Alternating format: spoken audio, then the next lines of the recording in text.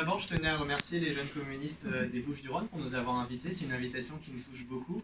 On a des liens qui sont très proches avec vous, pas seulement parce qu'on est proches géographiquement, mais parce que si on partage votre ligne politique, notre même combat pour contre la bourgeoisie, mon camarade la dernière fois, donc contre la bourgeoisie et pour la construction du socialisme en France.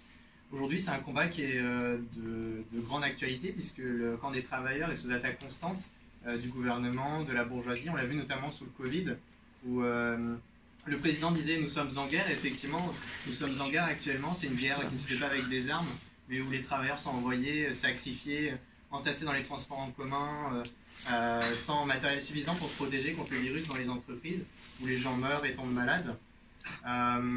Aujourd'hui, c'est pour ça que nous continuons la lutte et que nous sommes d'autant plus convaincus.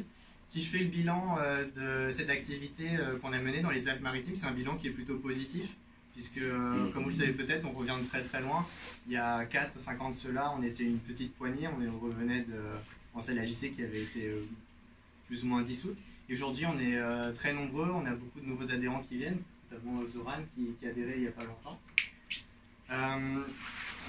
Sur le bilan des actions, on a également un développement des activités étudiantes. Donc, notamment, on a constitué très récemment le Fonds populaire étudiant avec d'autres organisations à Nice.